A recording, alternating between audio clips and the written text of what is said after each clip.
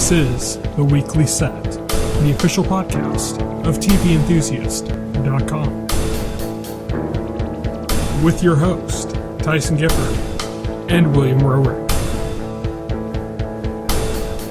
Episode 112. Recorded June 15th, 2017. Hello, everybody, and welcome to The Weekly Set, the official podcast of TVEnthusiast.com. I am your host, the editor-in-chief of TV Enthusiast. My name is Tyson, and joining me today, as always, is my co-host here on The Weekly Set, William Roerick. Hello. So, today we are going to be talking about Twin Peaks and American Gods as per usual. But before we start with that, I wanted to go over very quickly some shows that have either started up or been going on for the last couple weeks or so that we don't normally cover on the show. So first off, Claws. That was a show that was coming up about like a nail salon involved in organized crime. I'd mentioned I was going to check it out and let you know what it's like. It's a lot like Orange is the New Black, if you've seen that. Like, I could see, like, almost every character in the show in Orange is the New Black. Like, it kind of has a similar vibe to that, except it doesn't take place in prison. But it does involve kind of crime and, you know, women in this kind of position where they're, like, being held back by, like, kind of an organized crime group, which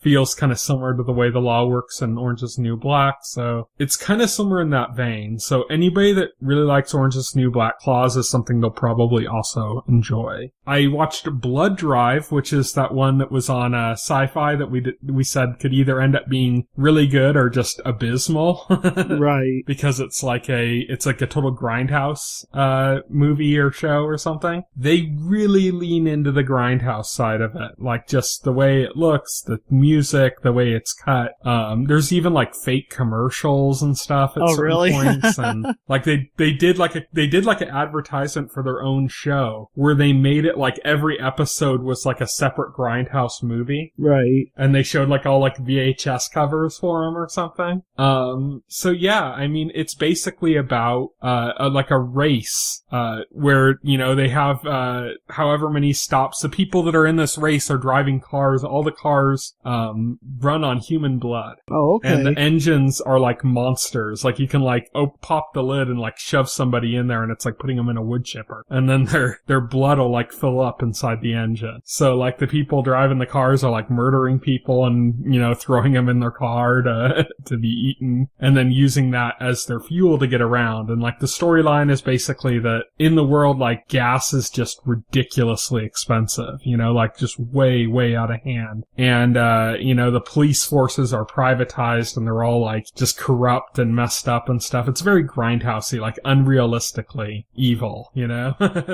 just like unrealistic in that grindhouse way. Yeah, like they showed a police station and there was like a poster up on the wall. I think it said something along the lines of "We kill because we care" or something.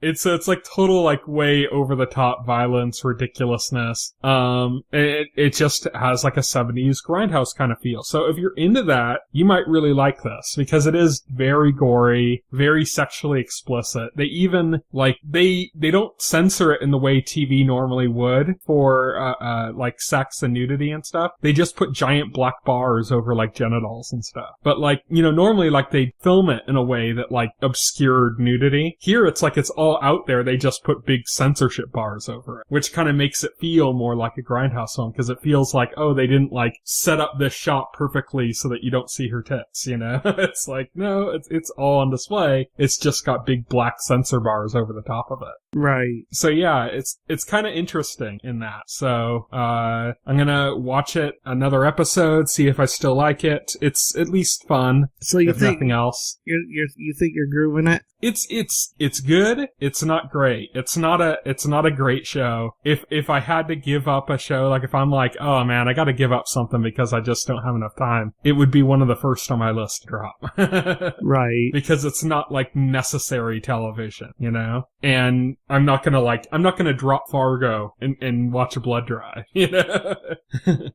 Which brings me to Fargo, which I wanted to go over very quickly and say that this season might be the best season yet yet. And second season was better than the first, so it's like they've been progressively getting better. And this season has David Thewlis, who is Professor Lupin in the Harry Potter movies. Yep. Plays kind of like the big villain, and he's just like supremely creepy. Does like just an amazing job, just the way he like enunciates his words, and he's always like picking at his teeth, and his teeth look like black and rotten, but it's not like overdone, you know, like it's very noticeable, but it's not like, it doesn't look fake and way over the top, and he's always like picking at him, and he's just got like weird mannerisms to him, and it's just kind of like, there's like a general kind of like filthiness that's like layered over the top with this kind of like British, like gentlemanly, like charm or something, but it doesn't quite hide all of that filthiness under the surface, and it's kind of, it's just a really good character, and you know, they've always done a good job on those kind of characters on Fargo, back to the first season with Billy Bob Thornton's character, you know, and all his little idiosyncrasies, you know, so,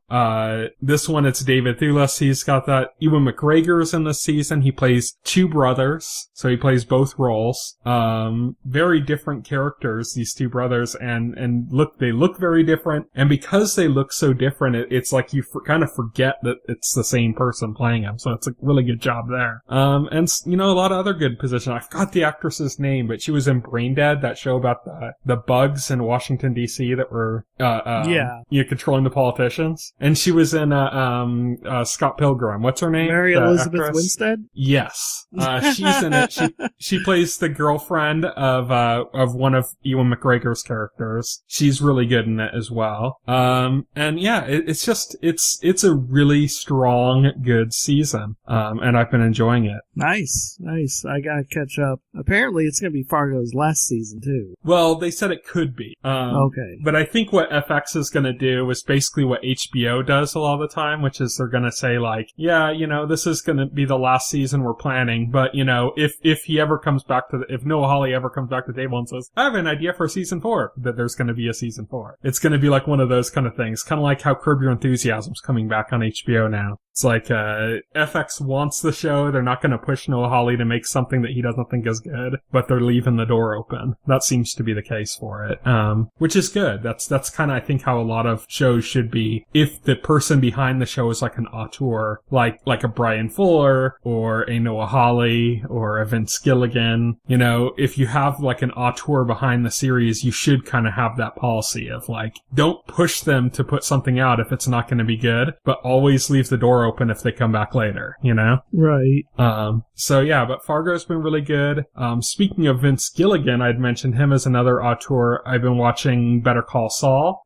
Better Call Saul is easily the best season it's had so far in its third season. What's so interesting, what I wanted to bring up about this is that in the first season of Better Call Saul, like, it was kind of slow. Like, you could see kind of things developing, so it was interesting, but it wasn't like there wasn't really much exciting going on. And then there were like occasional episodes. There were like one or two like Mike specific episodes with the character Mike, you know, and those episodes were like the really good episodes because like they were really eventful, like things were happening in them. In the second season, they kind of found this balance where they would have like a really like it would go back and forth. Every episode would have like, it would have the scenes with Jimmy, who's the guy who becomes Saul Goodman, like in what he's doing, and a lot of that's kind of like, you know, a little bit deeper, and it's kind of developing things, but not really, it's kind of slow and less eventful at the time. And then they'd cut to like something that Mike was doing, and that would be like your excitement. And then you'd go back to Jimmy, and you'd get this kind of build up again, and then it would cut back to Mike. And so season 2 kind of like nailed this balance where you had this kind of like, you have this creeping storyline building up with Jimmy, and then you have the excitement constantly injected with Mike's storyline. Season 3 though,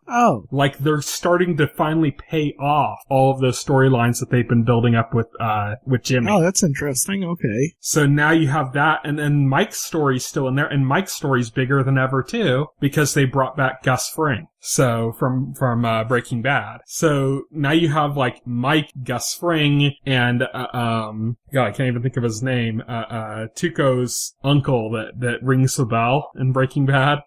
So you have the three of them are like big central characters in Mike's storyline right now. And so that's like more exciting than ever. And then at the same time, like Jimmy's story that's been building up for 2 seasons has been paying off like week after week. Like it's moving now. Like everything's been set up and now the payoffs come. So, I think honestly, it's the best show on TV right now. Oh, okay. So, it's right on the border of being as good as Breaking Bad was at its peak. So, another year, it could top Breaking Bad. I mean, it's like it's so close. So you're saying like this could actually top Breaking Bad for you? Yeah, it's close. It is so close. It's not quite at the levels of like the best episodes of Breaking Bad, but it's up there. It's really close to that. Oh wow. That's crazy. So like I said, like another season, if it keeps going in the way it's going right now, and it could be right there. I mean, I haven't seen this week's episode yet, and next week I think is the season finale. So for all I know, it might already have reached those heights, you know? Right. But it's just amazing seeing how it's developed. But the other thing that's really interesting is that because of the way this is developing, and because of like Jimmy's story and how much of a slow burn it is, this is the kind of show that could not exist on its own. Like it just wouldn't work. It only works because we know his character in Breaking Bad. So this is a case where like a prequel actually helps. Usually like prequel like ruins things. Right. You know? Yeah. But with Better Call Saul, it's like Star Wars. Yeah. But with Better Call Saul, the prequel nature of the series is something that like, you know, this series could not work if it wasn't a prequel. Like if they tried to do it like a different way, it wouldn't work the same way, and it's paying off so much more because it's a prequel.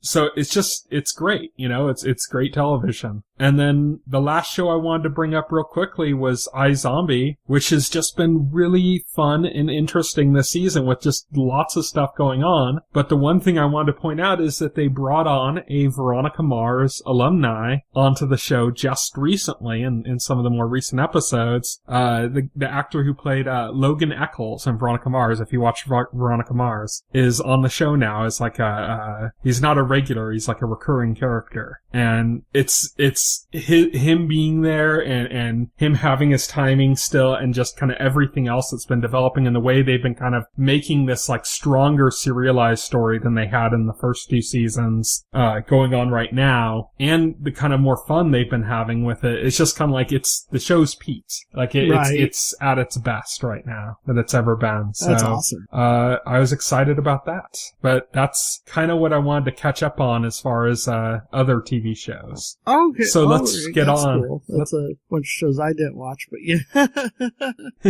So let's move on then. Let's talk about Twin Peaks. Awesome. Yes, let's talk about Twin Peaks. This another crazy trip into the mind of David Lynch. The always fascinating mind of David Lynch, yeah. Did you like Dougie Cooper's doodles? Yeah. This doodle. That was so weird because, well, he gets Gerard. He's basically drawing chutes and ladders. Yeah, he's drawing chutes and ladders. I have no freaking clue what it's supposed to mean. I guess it means something, but he's somehow making these connections. Like he's seeing spots on the paper the same way he was seeing which slot machines to use. Yeah. And those spots being connected by his doodles are actually like, you know, he's actually uncovering truths in these documents that are useful. Yeah, he's actually uncovering truths. Before the spots appeared, Gerard appeared to him and told him that he needed to wake again, up. Yeah. Or well, I think a lot of Twin Peaks fans were like, yeah, fucking wake up. Yeah, right? He was like, wake up and don't die. Yeah, he said, you can't die, you know, because, Bob's gonna be hunting him. So it's like, you know, you need to wake up and you need to get moving and be Agent Cooper again. Right. Before Bob just takes you out. Yeah, before Bob just takes you out, which he's trying. Yeah, he draws these doodles all over the insurance papers he was handed him. And then he goes back to work and he gives the papers to his boss with his doodles. And at first he's like outraged, you know, he's like what the hell's going on here? And then he's looking at them. I don't know what the hell he sees because his boss is looking at them. Then all of a sudden he has like this moment and he's like, we're on to something very serious here. Thank you for this, Dougie. And I'm like, wait, what? Wait, what the hell? The hell are you? That's been the thing in this episode, more than even in the last episode. There seems to be almost like a running joke about like somebody finally going like, this guy needs help, and getting close to the point of like, let's take him to the police and see if we can get him some mental help for his condition. Yeah. And then like it's immediately undone and they forget about it. And they forget about it. Yeah. It happens like 4 times in this episode. Yeah, 4 times in this episode. It's hilarious. His wife's like, I'm gonna take you to the doctor, and then like she gets she ends up like contacting the people that Dougie took the loan from to pay them back. And it's like, I have to do that. That was when I was gonna take you to the doctor. So it's like, okay, so now he's not going. Then like there's the police officer that was like, here, let me see if I can get you some help, and then just took him home. Right. And then the boss saying like, you need some mental help, and then like going, wait, there's something here. Keep up the good work. It was just kind of funny the way that was like a undercurrent joke through the whole episode of like, is somebody finally going to get him help? Nope. Nope, don't think so. Did you enjoy Ike the Spike, the dwarf assassin? Oh my god, I was just going to get to that. That was freaking insane. Well, when they first showed him, you couldn't tell he was like a dwarf, right? Yeah. And so, then when they showed him like killing those people, I was laughing so freaking hard. Oh my god. It was brutal too. Like, he wasn't just stabbing him constantly with an ice pick. He was like spinning the ice, like stirring the ice pick around in their insides. Right. It was invasive, It was like something you'd see in like Evil Dead. Yeah, it was like when they stuck the pencil in her ankle and was like spinning it around or whatever. It was like that. It was so cruel. And then he like killed an innocent woman too, who just happened to see like him over the dead body and like started running and went after, killed her, then walked away and noticed his ice pick was bent and started crying. Yeah, I know. He goes, oh my god, the whole sequence was like, what? It was brutal and hilarious. It was everything Twin Peaks needs. We also got to meet the character of Red, as played by Balthazar Getty from Lost Highway. He actually had some encounters with the character of Richard Horn, who is the guy I referred to last week as the poor man's Matthew McConaughey. Uh-huh. But we got to meet kind of the person who's, I guess, kind of like his boss. It's like the drug dealer that he's working for. And see that this guy is kind of insane, but also is almost like he's like magical or something. He's a wizard. I guess. I don't know. He certainly has one hell of a coin trick that's certainly fun at parties, I bet.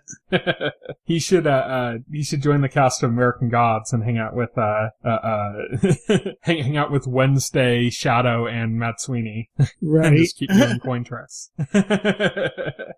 But yeah, he's creepy, intimidating. He kind of is almost like a Leo-esque character. Right. Is it Leo? Do I have the name right? I'm thinking of from the original series, the trucker. Yeah, it's Leo. Unless I'm remembering it wrong too, but yeah, I remember it being Leo. He's kind of like a Leo-esque character. He is kind of a Leo-esque except like character. big time. Where like Leo was just kind of like a small time guy. This is like a big time guy. Yeah, this is like a big time guy. Yeah, this is like, but something horrible happens. Yeah, that's the next thing that kind of happens right after this scene, which is that, Richard Horn is all pissed off and just drugged out, coked out, driving away, all pissed off that Red kept calling him kid, and he's just muttering to himself like, you don't call me kid, and he's speeding down in Twin Peaks. And we see a returning character. We see Carl Rodd is played by Harry Dean Stanton. He was in Firewalk with Me. Yeah. I don't even really remember his character. I just remember that the actor was in it. It's like, he's in the park watching this kid play with his mother, and he's kind of just smiling and watching it and, having a great time watching this kid having the time of his life. Then the kid and the mother are walking to get to the end of the park, and the kid is running across the street, and Richard Horn just kind of like is going full speed, but it's not as if like it's a full-on accident. Like he had time to stop. and Right. not hit this kid, but he just kept like screaming like, move out of the way, wow, in the middle of like muttering to himself about how he was being called kid and stuff, and then just like flat ran this kid down and just kept going. Yeah, that was a pretty shocking scene for me, because I was like, oh, it was really fast and brutal. Like, well, I saw it coming out. I was like, no, this isn't going where it's going. Oh shit. And then the way it just like lingers on that scene for what seems like an eternity. As like all the people in the town start kind of like, and the mother's gathering around because they're child, starting to notice something happened. Yeah. And then you see Harry Dean Stanton's character like go up and he comforts the mother, and he sees the kid's like soul basically like leave off into the ether. And then we also see who we saw earlier in the episode. I don't know the character's name, but it's the woman who works at the diner who had the same laugh over and over again. Yeah. Earlier in the episode, she kept doing the exact same. She was like, ha ha ha ha ha, or something like that, like over and over. She ends up seeing Richard Horn behind the wheel and like putting that together, that he's the one that ran down this kid. Oh, yeah. So there's like a little kind of look of acknowledgement, like she kind of gives him a look of like disgust. So everyone's gathering, they're kind of freaking out about this kid being run down. Like you said, it lingers on the scene for a long time. This woman from the diner sees Richard Horn is behind the wheel and kind of gives him like a look of disgust, like she realizes what happened. He goes like, parks his car real quick and does like the shoddiest like, evidence scrub job I've ever seen. He just kind of like takes his water bottle and loosely splashes it across the grill and like wipes it down like for like a second and then gets back in his car. Yeah. Like that's gonna cover up the evidence when we can still see more blood still on the thing. Yeah, that's good. Yeah, he like hastily, like he's like shit. And he's and I'm like, yeah, that's not really gonna do much to hide the evidence, but okay.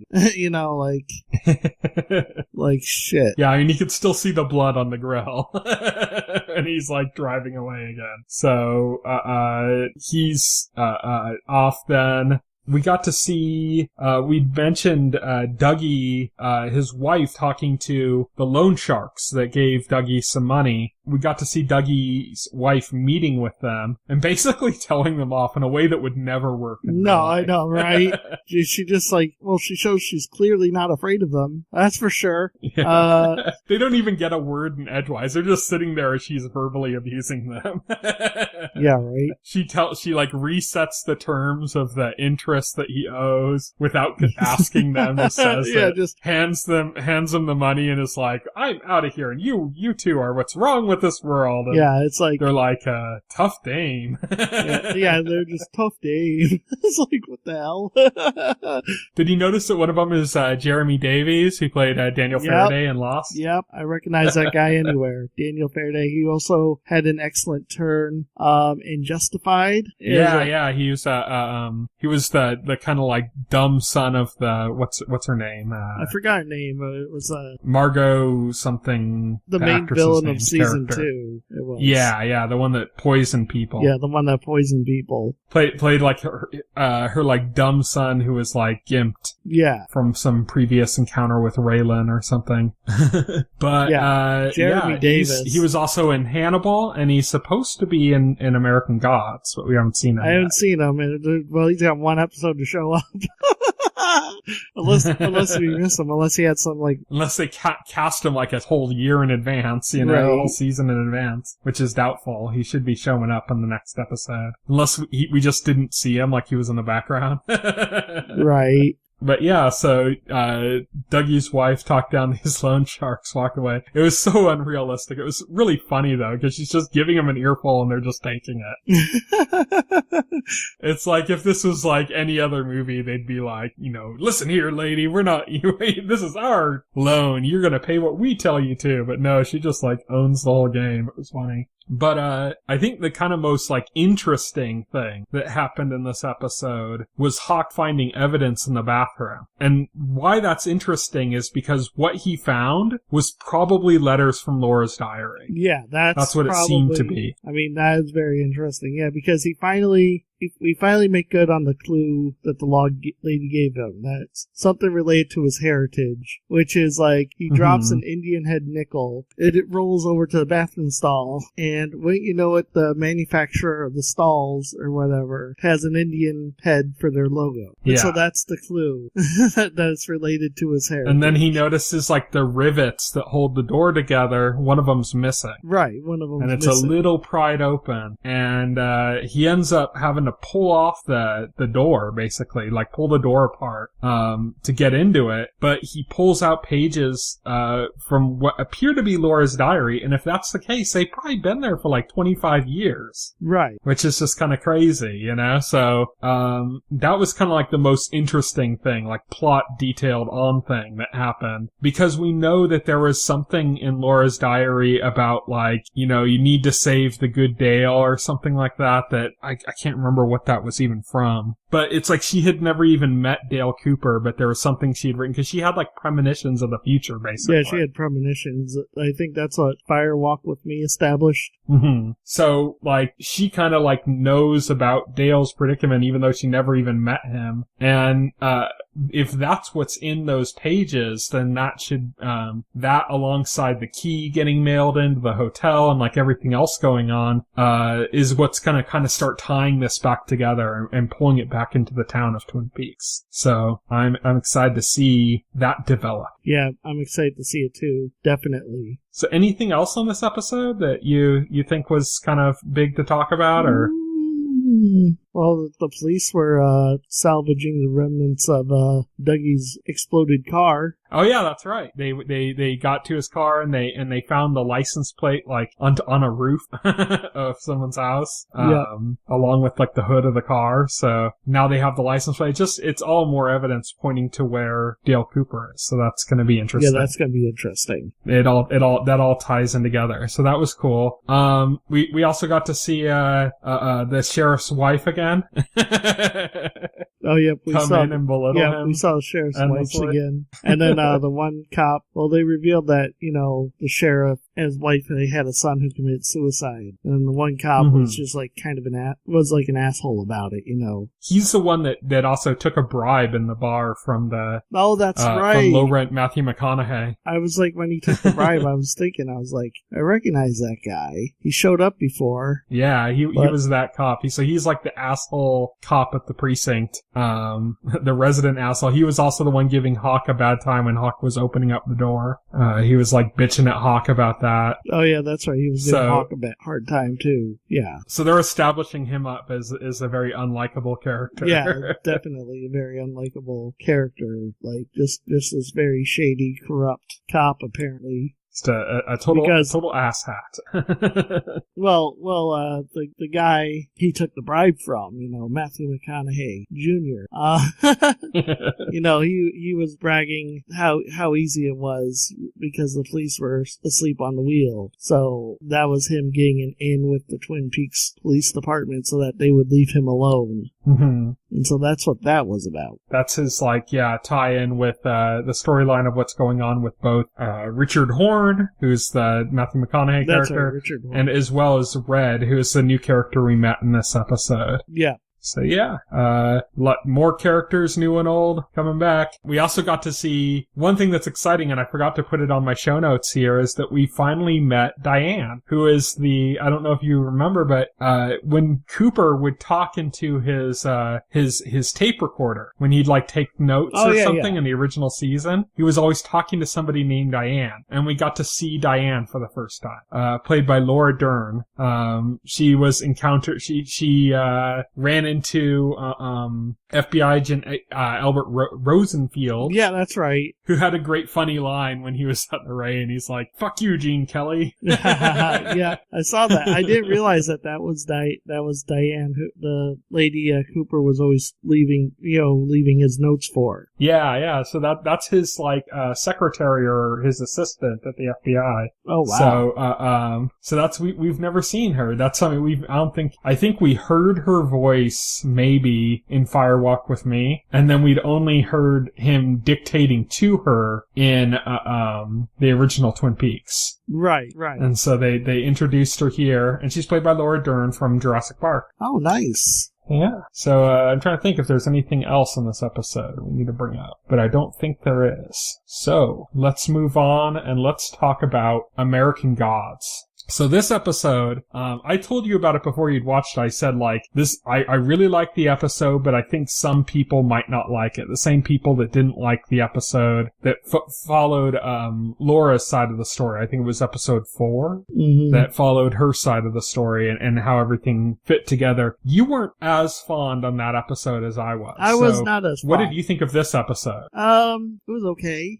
What I kind of disliked. I kind of disliked that it promised to be about Mad Sweeney, and really it sort of like just ended up being about Laura again, but like a different version of her from the past. Well, that could be a point of confusion, because when I was watching it, I was wondering if that was supposed to be, like, actually Laura, you know? But it's just the same actress. It's a different character. I guess. I mean, I think when you cast the same actress as a different character in the past, that's very deliberate, but okay. They did that to make the parallel between her and Laura for Mad Sweeney. Because I watched a thing after, they do something after the episode airs every week where Bryan Fuller and I think it's David Green, the showrunners of the series, talk about some of the choices they made in the episode and stuff. And this time they were talking about that they were wondering what they were going to do with it, and they decided to just use Emily Browning for this character as well. Oh, okay. At least is what they're saying so far. That could be misleading us for all I know. But they did that to show a parallel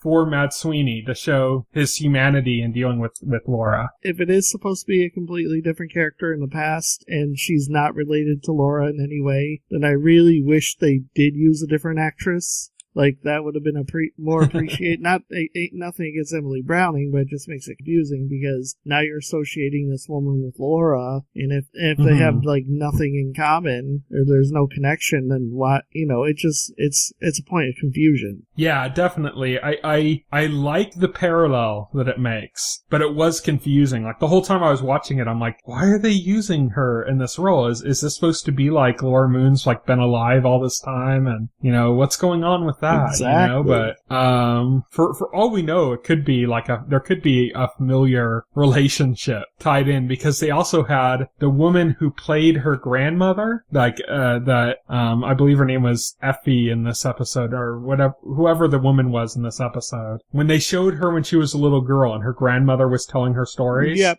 And then she also played her when she was older. Yeah. And that made sense to me, because it kind of showed, that they were related, so the fact that it was the same actress made sense. So it could be the case that even though they said it was to make a parallel, it could be the case that Laura's like a direct descendant of this line, Right. But we don't know that. We have nothing that directly that says that, except the fact that Emily Browning plays both characters, and they explain that as doing this parallel. They haven't explained it as it being anything beyond that, so we don't know how that's going to turn out. But I thought the episode was really good because it gave us like a lot of insight into Mad Sweeney's character and made him far more relatable than he was before. Well, you had to know underneath the tough guy exterior there was a heart.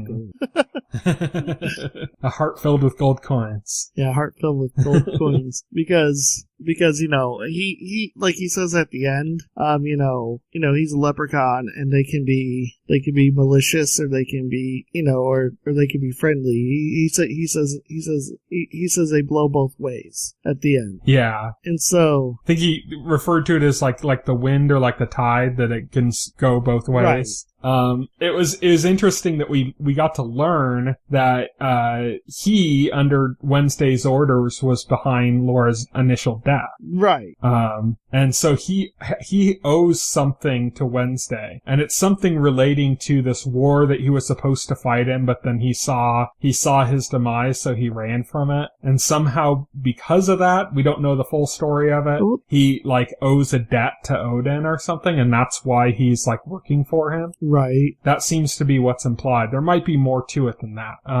But that seems to be what's implied. And Odin is a war god, you know? So there could be a tie-in there. Odin also has to do with, like, seeing things in the fire. That comes from, like, Odin mythology. So that could be, like, him seeing his death when he was looking in the fire kind of thing, you know? Could be connected to Wednesday as well. Right. But it gives us, like, a final connection that we kind of already put together, you know, like when you see the last episode when Wednesday was like getting Shadow Moon away from the hotel, while looking and seeing Laura chasing after them in the rear view, you know, and like trying to get away from her because he didn't want, you know, and how he was kind of surprised when the Ravens, told him that she was alive and stuff. And so you know that her being back from the dead is counter to his plans. Right.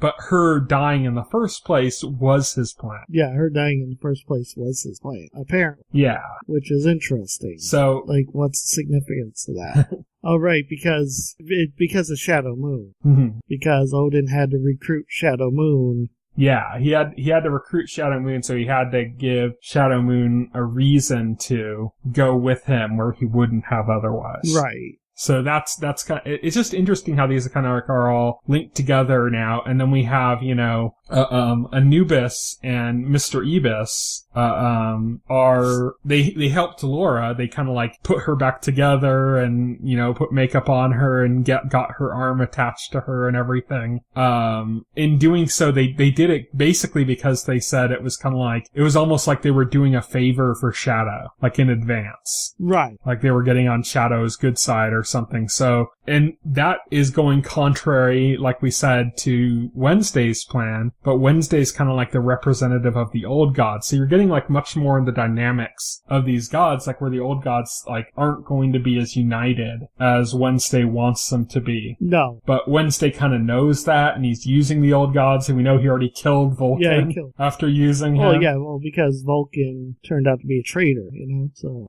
he couldn't use Vulcan. But it seemed like Odin knew that was going to be the case all along. Yeah, it seemed like he knew that was all along. And really, to the casual observer, it seemed obvious. Anyway, because of all the wealth Vulcan had. Well, I mean, it was like Wednesday knew it was going to happen before they even drove there, you know? Like, it was like all something he had planned from the beginning, right, you know? Right.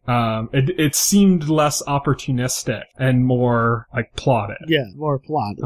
So you have this going on, and then of course you have the new gods working in the background. And what did you think of the scene in this episode? I'd mentioned Mr. Ibis and Anubis. I tweeted out to the actor who plays Mr. Ibis after I saw this episode and said, like, I could watch a whole series about your funeral parlor with the two of them. Yeah, those scenes were great. Just them and you know. Yeah. Well, I mean, it's through Mr. Ibis that we learn the tale of Mad Sweeney, because Anubis, you know, he tells Mr. Ibis, he says, you know, you have a story to tell, and he's like, yeah, so I can see it in your hands. Yeah, I can see it in your hands. And so he goes and tells his story. Anubis is like, yeah, there's going to be two women coming in, one older, one younger. They just passed over recently, you know, because he's the god of death, so he knows that. Yeah, it's just kind of fascinating. Like I said, I could almost watch, like, I could watch a show just about them, like in like a 6 Feet Under style. Yeah, it's like 6 where feet it's just under. the two of them, and I could watch that and too. then you have like stories related to these people that are being brought in that are dead, you know? Can we just... It could be fascinating, just that. But yeah, I really like the chemistry between those two characters and the dynamic. Yeah, the dynamic between those two characters. Yeah, that's great. They let Salim... And I want Mr. Ibis to tell my story. They let Salim go. Or Laura did. Yeah, Laura lets Salim go. Sweeney kind of, you know, is arguing with her, and in doing so, he lets slip where the location where all the gods are meeting up is, that he was holding back from telling Salim to kind of, so they would have a driver. Right. And by doing that, now Salim knows exactly where it is, so Laura gave him that information, and he drove off and went there. It was funny, because he was like, you could see, like, how thankful he was to Laura in his eyes, and then he looked at Sweeney and was like, you're a very bad person. You're a very bad person. Yeah. He's not happy with Sweeney. Yeah. So he takes off. Laura and Sweeney rob a ice cream truck, which was funny because the guy who has the ice cream truck, he's like, "Well, it's not mine, it's my boss's." He's like, "Well, then it doesn't affect you." And he's like, "Well, I mean, I'm gonna get in trouble if like." Sweeney's like, "Oh, you mean that you need to be a little roughed up?" And he's like, "Well, if you punch me, I could die." Yeah. You punch me, I could die. And yeah, he's like, if you punch me, I could die. And Sweeney's like, no, you don't want her punching you. And then just knocks him out, and they take the truck and they're driving on their little merry adventure. Right. As that's of course framing more of this backstory with this other woman that was played by Emily Browning as well. And basically the story of this other woman is that she's this woman that grew up hearing stories about like the Fae. So like the fairy folk, the leprechauns, all of those. And she like followed kind of like the rituals of those stories, like putting out milk and bread every night and just did it all the time. Except, when certain times when her life was going really well, she would neglect and forget. And then she'd face horrible hardships in her life because of that. I mean, you could, when she'd lose favor. You could argue that those were also equally from her choices. I mean, she did decide to... Well, the first one wasn't. The first one wasn't. The first one was definitely not her fault. But afterwards, when she started stealing on the regular, you could argue that a lot of that, she brought that on herself just as much. Because not only she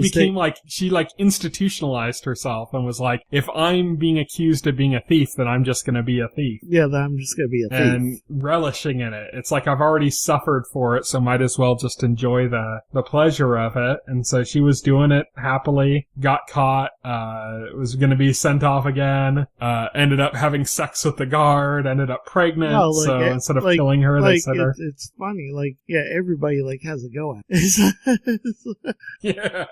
But yeah, she's just getting fucked left and right, basically, in the episode. Mostly, not, of her using that as her bargaining chip to get out of the trouble she's in. She realizes that's what the men around her want, and that they're, they're men that can give her what she wants, and so she definitely does use that to her advantage. Yeah, it's not necessarily the case with the last man she ends up settling with. No, not necessarily the case. Who she chooses not to sleep with until they marry. Yeah. Or not even kiss until they marry. So that kind of showed that, it was all using for her advantage before, and that was kind of like the line she drew to separate the two instances, right.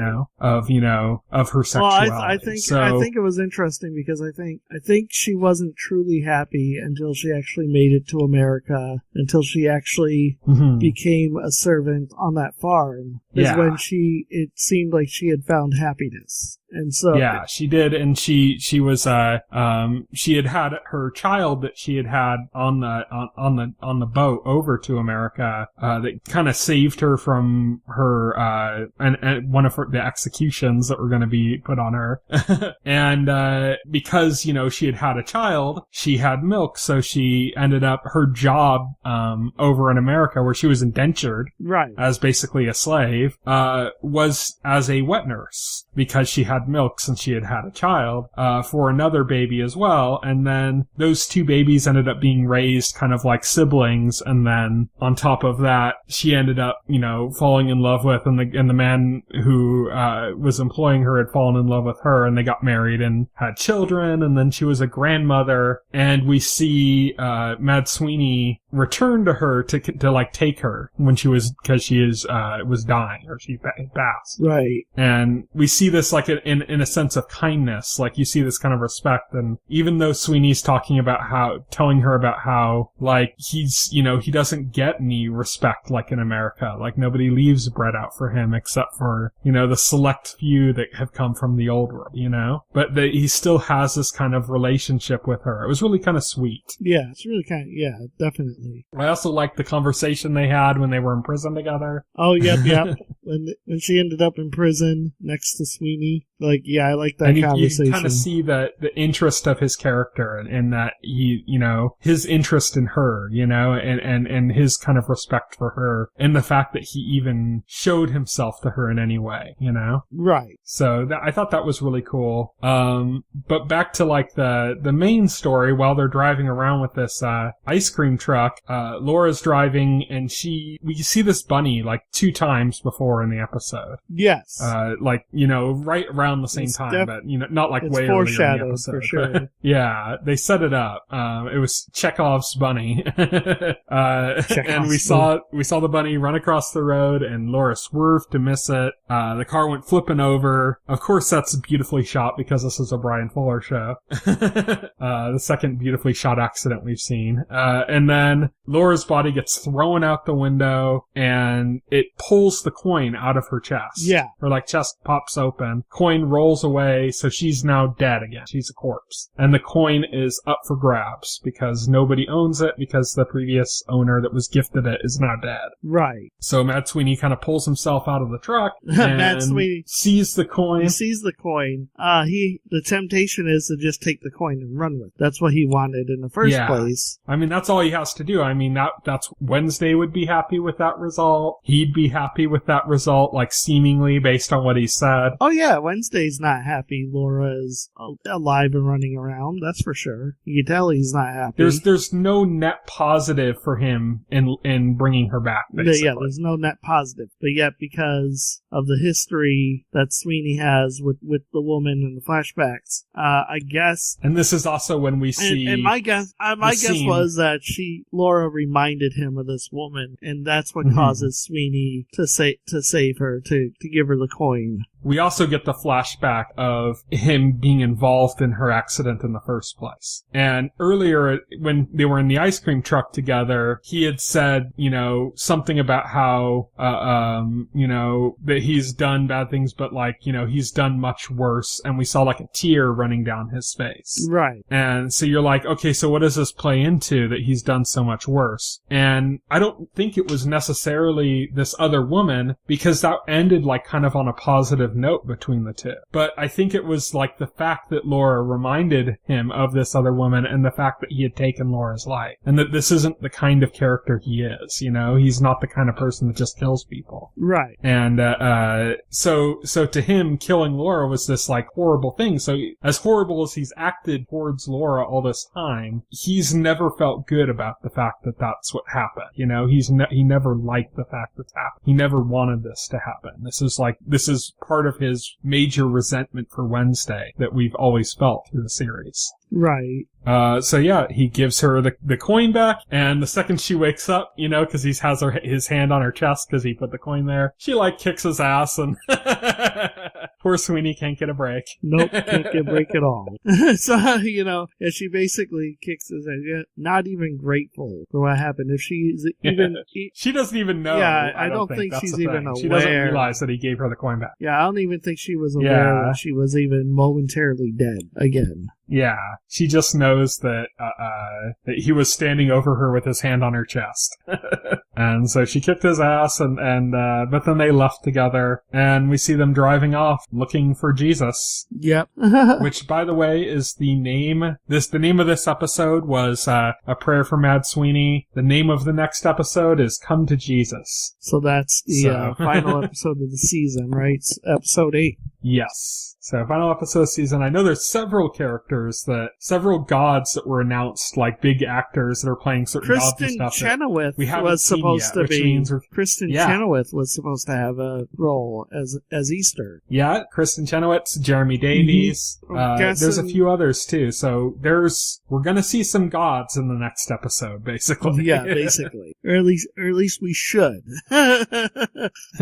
we very well should be seeing some gods in the next episode. Or they filmed way in advance some stuff for season 2. Right. Unless the season was supposed to be longer and they cut down to 8 episodes and they're holding the rest of what they filmed. It actually was supposed to be longer. Okay, that's what if they filmed more than 8 episodes and they're just holding they're holding the rest back in calling it season 2. What I actually heard about, because I listened to a podcast called Showrunners, and it had Bryan Fuller and Michael Green on there, and Michael Green, not David. And they were talking about that they had cut it, but I think they cut it in the writing process. They didn't cut it, they didn't film an extra episode and cut that or extra scenes. They filmed they cut it in the writing process. They were trying to write the next episode, and they basically said this isn't going to work. They couldn't get it to work, and they said let's just end it at 8. It feels like a season ending here, so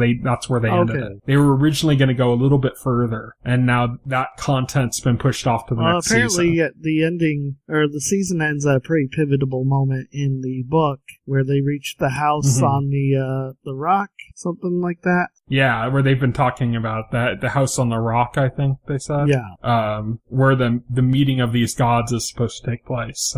Yeah, it should be a pretty eventful, exciting episode with lots of gods showing up. And some Jesus, I guess. If there was anything to go by, is one of the Jesuses at least. Probably more.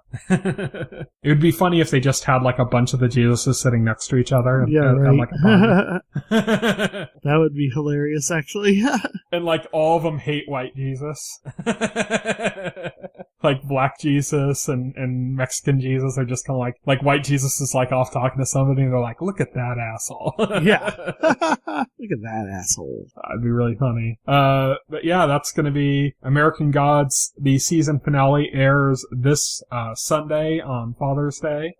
So just as a note in advance, I do little preview things, or I should say quick impressions that I put up every week on Sunday. Not sure I'm going to get mine up this Sunday because of Father's Day. I'm going to be out of town. Okay. I'm going to try to record it on my phone and put it up, but even if I get it up, it's going to be different. It's not going to be framed and set up the same way it normally is because I'm going to be basically doing it from my phone. And if I can't get it to work right, then it's going to be not going up until Monday night or Tuesday. Right. When I can get it done when I'm back. But the episode airs on Sunday, on Father's Day, and that's the season finale. So maybe we'll get some kind of a Father's Day thing like Game of Thrones has done before, where they killed Tywin Lannister on Father's Day. Uh-huh. Yeah. So maybe they'll have a father reference.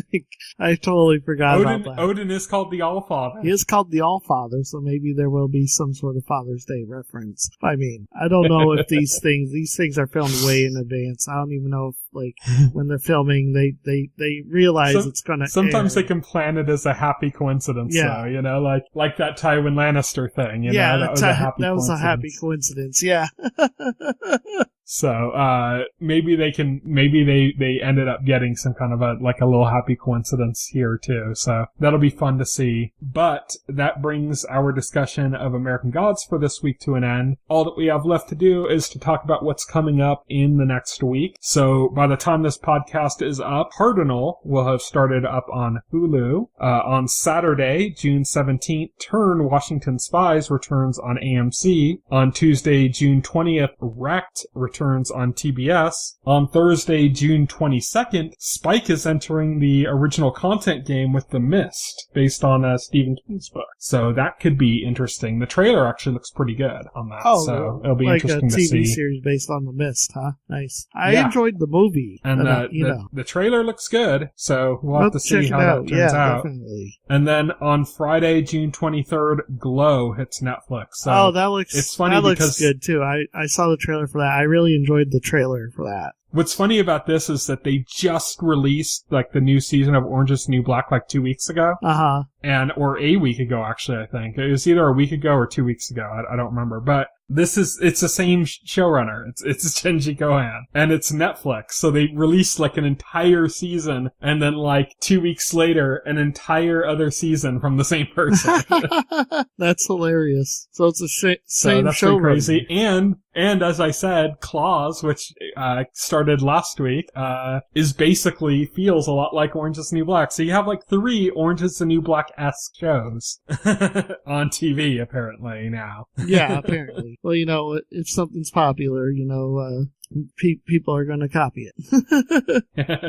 But that's it for the show. So you can reach me on Twitter. I'm at Tyson Gifford. You can reach Will. He is at Voxel Hero. Check out our Facebook page and our YouTube channel, as well as our site, TVEnthusiast.com. And you can subscribe to the podcast through any major podcast client like iTunes or Pocket Cast. The entire backlog of our podcast is available on our YouTube channel, as well as the quick impressions I do for American Gods, our top 10 Tuesdays. I didn't get to do one this week, just busy with E3, and we did a podcast about a pre-E3 podcast on Monday night. So that was normally when I would be doing top 10 Tuesday. So if you're wondering why there wasn't one this last week, it was because I decided an E3 podcast took priority this time. And we're going to be doing another E3, like a reactions podcast to the stuff that was showing. Sometime I was hoping to do it this week, but I can't get it done this week with leaving town and stuff later. So sometime next week, I think we're going to get that done. Maybe Wednesday? I don't know. We'll talk. Okay. Like anytime, I'm down for it, definitely. So it'll probably be on Wednesday. So until then, and until our next podcast, until my next impressions piece hits YouTube, thank you everybody for listening to the podcast. Good night. Good night. If you would like to voice your opinion, send an email to theweeklyset@TVEnthusiast.com. TV Enthusiast is a part of the Enthusiast Media Network. Stay tuned to TV Enthusiast and the Weekly Set podcast for more coverage of all